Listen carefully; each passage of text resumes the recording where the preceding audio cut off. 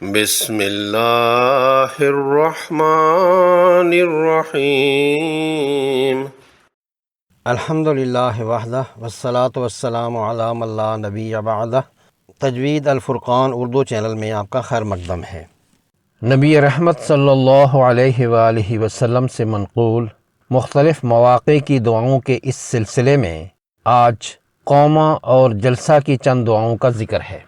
رکوع مکمل کر کے سیدھا کھڑے ہونے کی حالت کو قوما کہا جاتا ہے۔ رکوع سے اٹھتے ہوئے نمازی سمع اللہ لمن حمدہ کہے گا، جس کے معانی ہیں جو اللہ کی تعریف کرتا ہے اللہ تعالیٰ اس کی سن لیتا ہے۔ یہ کلمات پڑھتے ہوئے سیدھا کھڑا ہوا جائے اطمینان سے، حتیٰ کہ ریڑھ کی ہر ہڈی حالت اعتدال میں اپنی جگہ پر آ جائے۔ اس دعا کی ادائیگی میں کچھ حضرات سے ایک غلطی ہوتی ہے کہ حمدہ کی آخری ہا کو الف سے بدل کر پڑھتے ہیں اور حمدہ کو حمدہ پڑھتے ہیں۔ درست لفظ حمدہ ہے۔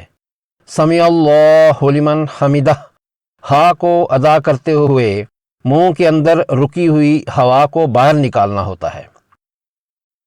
سیدھا کھڑا ہونے کے بعد ربنا لک الحمد یا ربنا ولک الحمد یا اللہم ربنا ولک الحمد کہنا چاہیے۔ ترجمہ ہے، اے ہمارے اللہ، ہمارے رب، سب تعریفیں آپ کے لیے ہیں۔ ان تینوں میں سے کوئی دعا پڑھی جا سکتی ہے۔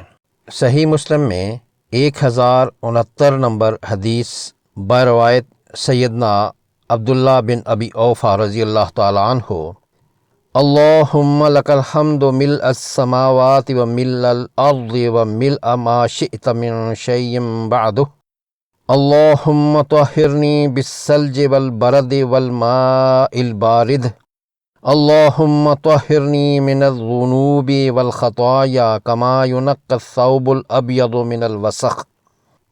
اے اللہ، تیرے لیے ہی سب تعریف ہے، ایسی تعریف جو تمام آسمانوں اور زمین کو بھر دے اور اس کے بعد ان سب چیزوں کو بھر دے جس کو تو چاہتا ہے۔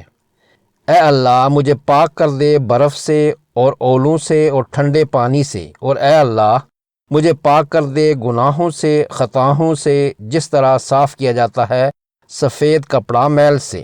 صحیح مسلم کی حدیث نمبر 1071 بروایت سیدنا ابی سعید الخدری رضی اللہ تعالیٰ عنہ، اللہم ربنا لک الحمد ملء السماوات وملء الارض وملء ما بینہما وملء ما شئت من شیء بعد، اہل الثناء والمجد احق ما قال العبد وکلنا لک عبد، لا مانع لما اعطیت ولا معطی لما منعت ولا ينفع ذا الجد منک الجد۔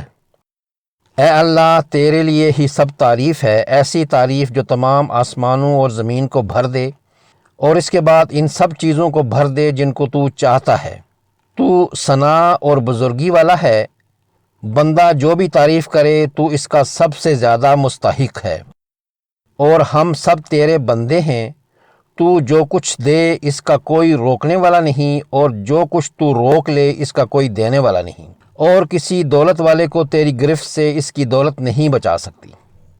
اسی موقع کی ایک اور دعاؤں کی کتاب حسن حسین میں ہے، اللہم ربنا لک الحمد ملء السماوات وملء الارض وملء ما بینہما وملء ما شئت من شیء وملء ما شئت من شیء بعد، اہل الثناء واہل الکبریاء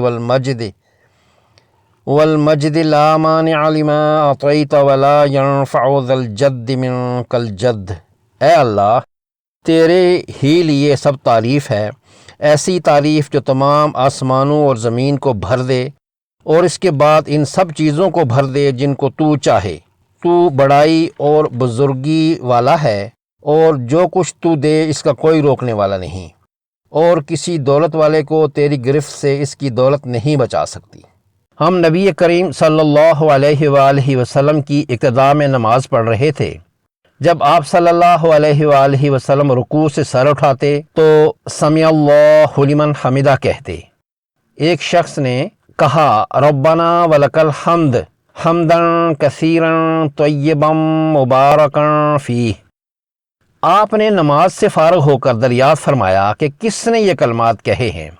اس شخص نے جواب دیا کہ میں نے، اے اللہ کے رسول صلی اللہ علیہ وآلہ وسلم۔ اس پر آپ صلی اللہ علیہ وآلہ وسلم نے فرمایا کہ میں نے 30 سے زیادہ فرشتوں کو دیکھا کہ ان کلمات کو لکھنے میں وہ ایک دوسرے پر سبقت لے جانا چاہتے تھے۔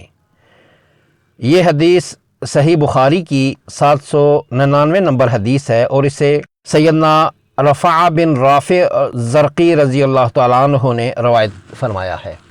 جامع ترمذی کی 284 نمبر حدیث میں بروایت سیدنا عبداللہ بن عباس رضی اللہ تعالیٰ عنہما دونوں سجدوں کے درمیان پڑھنے کے لیے یہ دعا روایت فرمائی ہے: اللہم اغفر لی وارحمنی وعافنی واہدنی وارزقنی واجبرنی وارفعنی۔